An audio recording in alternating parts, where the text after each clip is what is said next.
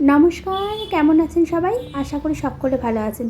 এখন এসেছি সোহাগদের স্কুলে, সোহাগকে স্কুল থেকে নিতে। তবে এই গাছটিতে প্রচুর পরিমাণে কাঁঠাল ধরেছে জানেন। আর দেখুন ছানাপোনাগুলো কি সুন্দরভাবে নিজেদের ইচ্ছে মতো খেলাধুলো করছে। স্কুলটি তাদের অত্যন্ত প্রিয় একটি জায়গা। চলুন বাড়িতে যাব। এবার বাড়িতে গিয়ে সকাল সকাল সমস্ত কাজ সেরে নিয়েছি ঠিকই, তবে গোছগাছ করা আর হয়নি।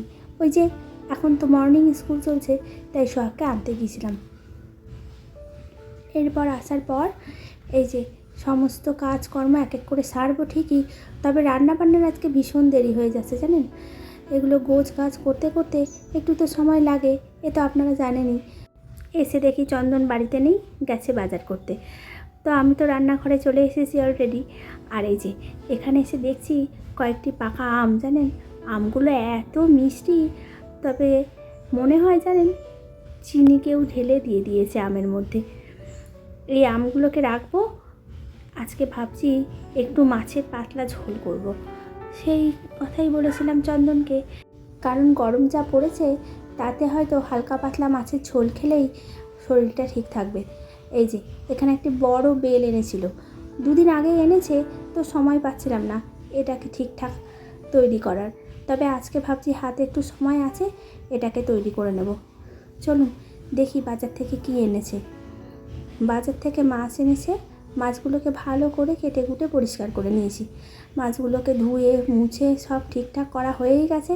তবে জানেন এই মাছের থেকে যে তেল বেরিয়েছে, একদম তো এক ফোঁটা তেল, তো সেই তেল খেতে আমার ভীষণ ভালো লাগে।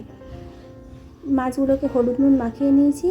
এখানে নিয়ে নিয়েছি আলু কেটে, আর এই যে মশলা জিরে আদা লঙ্কা সব একসঙ্গেই করে নিয়েছি।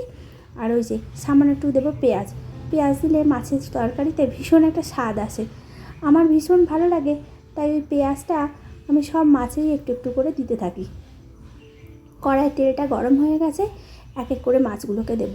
তবে জানেন এর আগের দিন কি হয়েছে, এই রকমই মাছ ভাজতে গিয়ে কড়াইয়ের তেল থেকে একটু তেল হাতের মধ্যে ছিটে আসে, ব্যাস তাতেই একবারে নাজেহাল অবস্থা। সঙ্গে সঙ্গে ফুসকা পড়লো। আর বরফ কি দেব, বরফ দেওয়ার আগেই ফুসকা। তাই আজকে একটু সাবধানে কড়াইয়ের মধ্যে এই মাছগুলোকে দেব। অনেক দিন পর বাড়িতে আজকে বাটা মাছ, ভীষণ ভালো লাগে এই বাটা মাছ খেতে। তবে ছোট ছোট বাটা মাছগুলোই মনে হয় বেশি স্বাদ হয় বড় বড় বাটা মাছের থেকে। চন্দন সব সময় বলে যে ছোট ছোট মাছের বেশি স্বাদ, বিশেষ করে গঙ্গার মাছগুলোতে। আমিও তাই দেখি জানেন। আগে এরকম গঙ্গার মাছ খুব বেশি খেতাম না, এ বাড়িতে আসার পর তখন চন্দন দেখতাম প্রায় গঙ্গার মাছ নিয়ে আসতো। তবে আমাদের এখানে যে বিলের মাছগুলো হয় আসে, সেগুলো বলছি প্রায়ই আসে সন্ধেবেলা। আমাদের এখানে থানার মোড় বলে জায়গা আছে, সেখানে হয়তো আপনারা গেলে পরেও দেখতে পাবেন সন্ধ্যাবেলায় প্রচুর পরিমাণে মাছ নিয়ে বসে। বেশ একটা মাছের বাজারই বলতে পারেন। মাছটা ভাজা হয়ে গেছে, এবার ভাবছি এগুলোকে একটু তুলে দেব। আজকে সোহাগ বারবার করে বলছিল যে এইরকম বাটা মাছের সর্ষে দিয়ে ঝাল করো, কিন্তু গরম তো, এই সময় সর্ষে খেলে পেট গরম হতে পারে, তাই আর দিলাম না। একটু পাতলা ঝোলই করব। তবে সোহাগ আজকে খেতে বসার সময় ঠিক বলবে, মা একটু সর্ষে বাটা হলে বলছি ভালো হতো। তবুও ছানাপোনাদের এক একদিন আবদার রাখতে হয়, তা আজকে করব না, অন্য একদিন করে দেব। চন্দন যখনই গঙ্গার দিকে যায় না কেন, তখনই এই গঙ্গার মাছ নিয়ে আসে, বেশ ভালো হয় জানেন। আপনার হয়তো অনেকেই জেনে থাকবেন যে গঙ্গার মাছের স্বাদ হয় দুর্দান্ত। মাছগুলোকে ভাজা হয়ে গেছে, আলুগুলোকেও ভালো করে কেটে নিয়েছি। আলুগুলোকে আজকে একটু জলে দিয়ে রেখেছিলাম, নাহলে প্রতিদিন দেখি জানেন ওই জল দিতে ভুলে যাই আর আলুগুলো প্রায় কালো কালো হয়ে আসে। মা সব সময় বলে আলু কাটার পর অল্প পরিমাণ জল দিতে, সে আর কি মনে থাকে। মায়ের মতো আর কখনো হতে পারলাম না জানেন। মা মাই হয়, মায়ের মতো এই পৃথিবীতে কখনো কেউ আপনাকে এত ভালোবাসবে না যে পরিমাণ ভালোবাসা মা আপনাকে দিতে পারে। দুদিন আগে যখন মা বাড়িতে এসেছিল, আমার বাড়িটা যেন আনন্দে ভরপুর। মা চলে যাওয়ার সঙ্গে সঙ্গেই যেন মনটা খারাপ হয়ে যায়। বলতে পারবো না এতগুলো বছর বিয়ে হয়েছে, তারপরেও এরকম মন খারাপের কারণটা কেন। চলুন, অনেকটা সময় হয়েছে।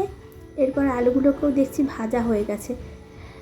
ভাজা ভালো করে হয়ে গেলেই পেঁয়াজ আর মশলাটা দিয়ে দেবো। তবে তার আগে ভাবছি একটু হয়তো তেল লাগবে, জানেন, একটু তেল ছাড়া তরকারি একদম খেতে চায় না চন্দন, বলে স্বাদই হয়নি। আমার শাশুড়িমা যখন কোনো কিছু রান্না করে তখন জানেন তেলের পরিমাণটা একটু বেশিই থাকে। আমরা সব সময় বলতাম, মা তেল একটু কম দেওয়াই ভালো। তবে ওই খাবার খেয়ে খেয়ে এমনই স্বাদ পেয়ে গেছে যে আর আমার রান্নাগুলোতে স্বাদই পায় না। চলুন, এদিকে দিয়ে দিচ্ছি পেঁয়াজগুলো একটু করে ভাজা হোক। তবে আজকে বলছি ভীষণ ভালো একটি ওয়েদার। সকালবেলা হালকা ঝড় বৃষ্টি সব হয়ে গেল। তবে ঘুম থেকে ওঠার আগে প্রায় সকাল যখন 6টা বাজে ঠিক তখনই দেখলাম কালো মেঘে আকাশটা পুরো ভরপুর। চতুর্দিকে যে পাখিগুলো ছিল সেগুলোর দেখি ডাক আনাগোনা সব বন্ধ হয়ে গেছে। এরপর গুড়ুম গুড়ুম করে বৃষ্টি পড়ছে। ওই দেখুন এখন আবার রোদ উঠেছে। তবে জানেন পাখিগুলোও দেখছি গাছের মধ্যে কী সুন্দর ডেকে উঠছে। এই পাখির ডাকের আওয়াজগুলো ভীষণ ভালো লাগে, জানেন, সকাল সন্ধ্যা এই পাখিগুলো এত সুন্দর করে ডেকে ওঠে, আপনার মনটা ভরে যাবে। সকালবেলা যে এত বৃষ্টি হলো, এখন যে পরিমাণ রোদের তাপ উঠেছে তা দেখে মনে হচ্ছে না যে সকালবেলা এক ঝলক বৃষ্টি হলো। এখানে সব মশলাপাতিগুলো এক এক করে সব দিয়ে দিয়েছি। এবার একটু ভালো করে কষিয়ে নেওয়ার পালা। নাহলে ওই যে ভালো করে কষানো না হলে মশলার একটা কাঁচা গন্ধ দেখি সব সময় তরকারির মধ্যে ঘোরাফেরা করছে। হলুদ আর নুন প্রায় দিয়ে দিয়েছি। এরপর ভালো করে আরেকবার কষিয়ে নেব। এরপর দিয়ে দেবো জল। তবে জানেন বারবার করে ওখান থেকে হাঁক পাচ্ছি যে মা রান্না হয়েছে কি না। তবে এখনও রান্না হতে বেশ কিছুটা সময় বাকি আছে। এত গরমের মধ্যে 2-4 দিন বৃষ্টি হলে বলছি বেশ ভালো হয়। তবে জানেন প্রতিদিন বিকেলবেলা দেখতে পাই মাথার ওপরে যে নীল আকাশটি আছে সেটা কালো মেঘে আচ্ছন্ন, আর চতুর্দিকে দেখি পাখিগুলো তাদের বাসায় ছুটে যাচ্ছে। কিন্তু কিছুক্ষণ পর যেই একটা দমকা হাওয়া দেয় সেই নীল আকাশ আবার নীল রঙেই ফিরে আসে। তবে বৃষ্টির আর দেখা পাওয়া যায় না। এক এক সময় ভাবি যে একটু বৃষ্টির জন্য প্রায় সকলেই আমরা আকুতি মিনতি করতে থাকি, কিন্তু ওই যে ভগবান আমাদের কোনো কথাই শুনতে চান না। চলুন, এদিকে যে বলেছিলাম একটু তেল আছে বাটা মাছের, সেটাই এখন একটুখানি পেঁয়াজ আর লঙ্কা দিয়ে ভেজে নেব। আমার ভীষণ পছন্দের একটি জিনিস, খুব ভালো না হলেও খেতে বসে মন্দে হয় না। চলুন এটাকে রেডি করে নেব। এরপর টুকটুক করে নিজের যে কাজগুলো আছে সেগুলোও সারবো। তবে রান্নাঘরের কাজগুলোকে আগে সেরে নিয়ে তারপর যাব। তারপর আছে ওদেরকে খাবার দাবার দেওয়া, মাকে আবার খাবার পাঠাতে হবে, সেই সব কাজকর্মগুলোও আছে। সোহাগ এসেছে স্কুল থেকে, সেগুলোর। তবে জানেন আজকে দেখতে পাচ্ছি সোহাগ যেন একটু নিজেই নিজের কাজগুলো করছে।